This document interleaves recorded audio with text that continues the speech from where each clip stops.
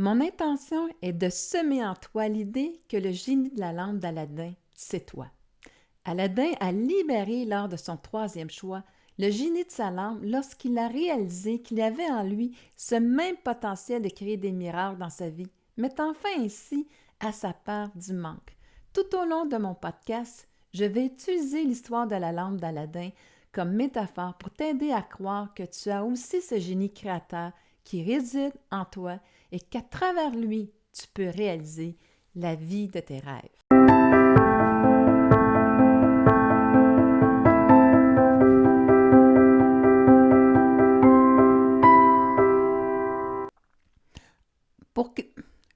En premier lieu, laisse-moi vraiment t'expliquer la symbolique pour moi que je donne à la lampe d'Aladin et aussi au génie.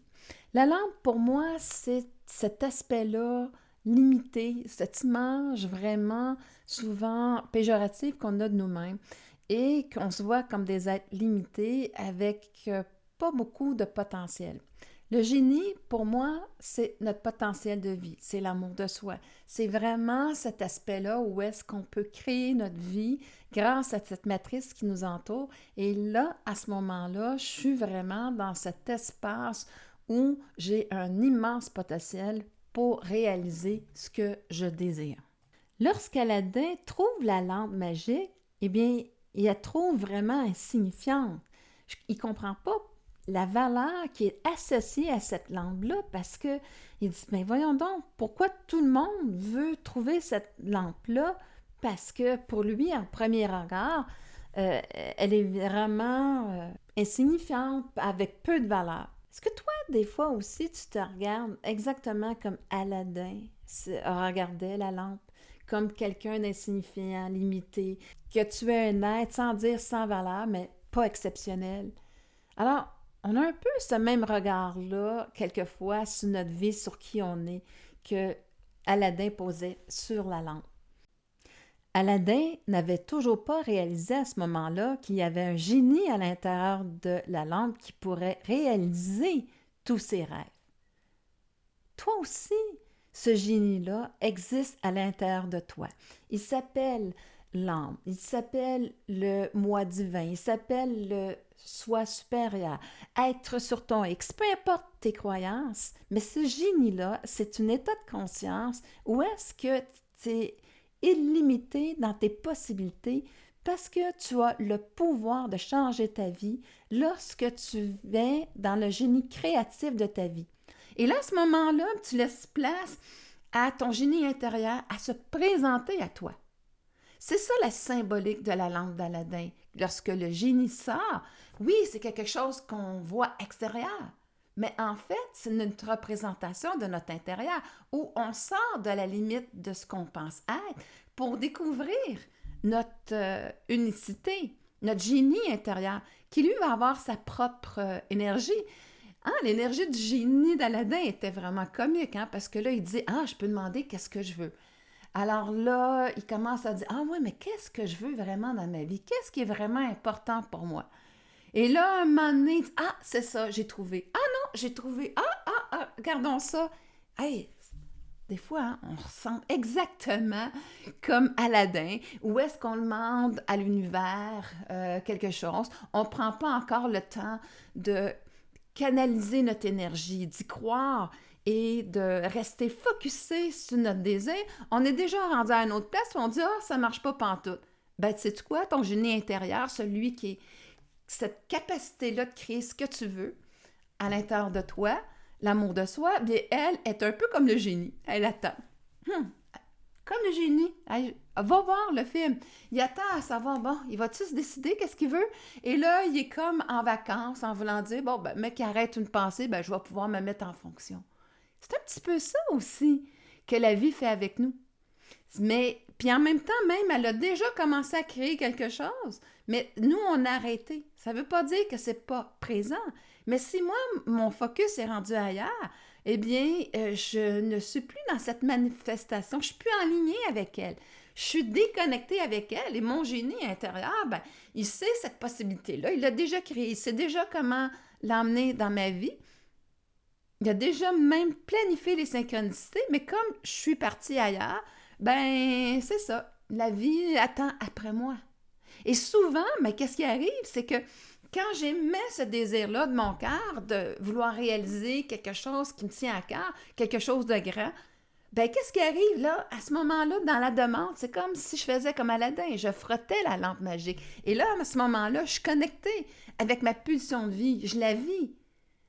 Mais qu'est-ce qui va arriver très vite, c'est que mon ego va me ramener à l'intérieur de moi, puis va m'emmener, ben non, tu sais bien, hein, c'est pour les autres. Ben non, t'es pas assez bon. Ben non, regarde, va pas là, tu sais, tu vas juste encore souffrir parce que tu vas voir, ça arrivera pas. Je fais quoi dans ce temps-là? Ben, le génie, il revient dans la lampe. Et là, encore, je suis enfermée dans ma réalité, à subir encore cette réalité-là, qui, malheureusement, en étant coach, je peux dire que cette réalité-là, c'est souvent aussi la réalité que j'ai subie dans mon jeune âge, soit dans le ventre de ma mère ou dans mon environnement. Et là, à ce moment-là, bien, je continue à faire en sorte que ça soit une réalité. Mais le problème, c'est quand je ne suis pas ma pulsion de vie pour faire en sorte de dire « Ah, attends une minute, là. L'image qu'on me projette de moi, je suis beaucoup plus que ça. En fait, la vie, il doit y avoir beaucoup plus que qu'est-ce que j'ai dans ma réalité. C'est supposé être l'abondance. Alors là, à ce moment-là, je sors mon génie. Et là, tout se met en branle et c'est important. C'est important aussi de te demander de ne pas créer avec ton ego. Ton ego va te ramener souvent, malheureusement, dans cette réalité-là parce que c'est une réaction qu'il a acquise et qui va te ramener dans la lampe. OK? Et ou sinon, tu vas créer, mais tu vas créer avec ton ego pour avoir la valeur pour les autres, pour avoir un sens où est-ce que tu es important et reconnu par les autres. Et ça peut te désaligner avec vraiment ton génie intérieur, ton talent et la façon où est-ce que tu vas le manifester de façon adéquate pour toi et pour les autres. Et c'est là où tu as droit à tes plus grandes manifestations. Par contre, si tu l'utilises pour impressionner les gens, eh bien, ça se peut que la façon dont tu vas le manifester, ce talent-là, ne soit pas juste et adéquat. Et à ce moment-là, bien, ça va t'emmener dans un mur, cette création-là. Parce que ton génie intérieur, bien, c'est ton potentiel de créer. Donc, lui, il ne jugera pas qu'est-ce que tu vas créer. Il va dire, OK, c'est correct. Tu veux créer ça? Et en même temps, bien, il va le créer pour toi. Et il sait que dans le fin fond, si la création, elle est avec ton cœur, bien, ça va continuer de se bâtir, de se bâtir. Sinon, eh bien, tu vas rencontrer ton mur et là, à ce moment-là, tu devrais te poser des questions à savoir qu'est-ce que tu as créé.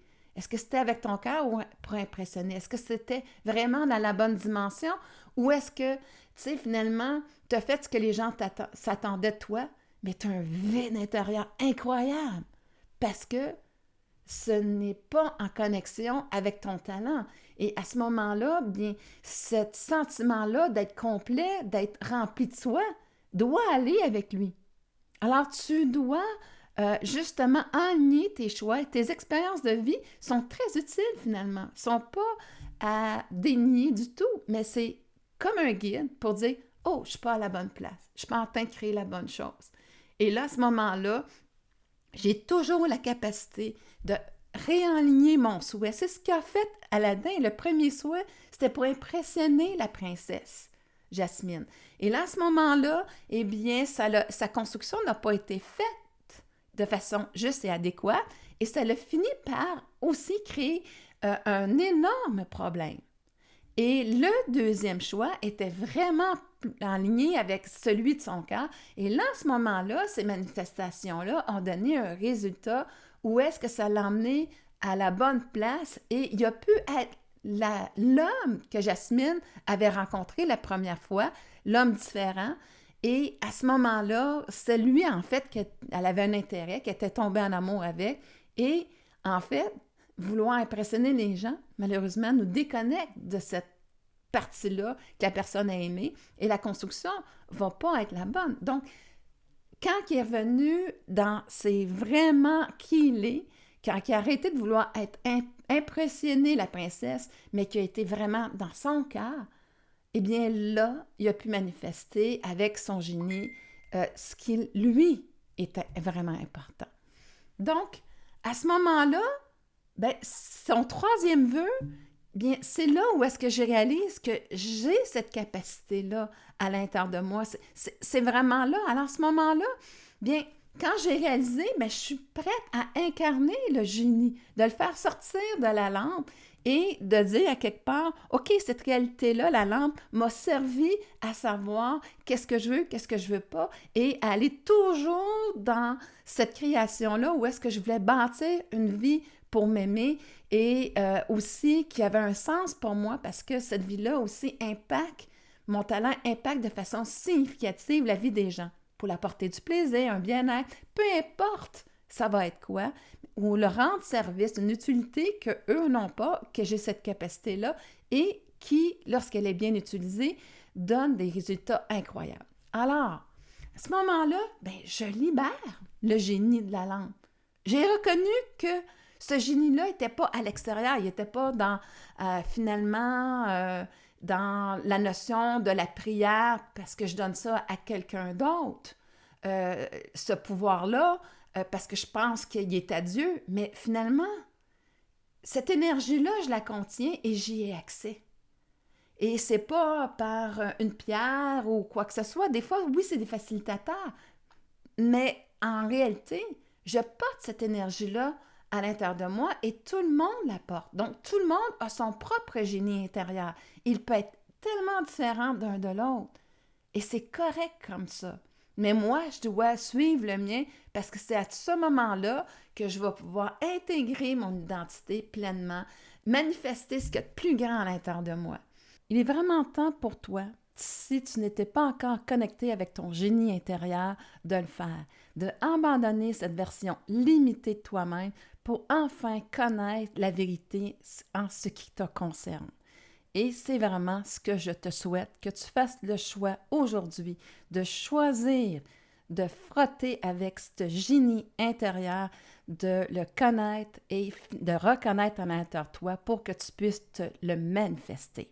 J'espère que je t'aurai convaincu que ce génie intérieur existe et il n'attend que toi. Alors, dis-lui oui et il manifestera ses plus grandes réalisations.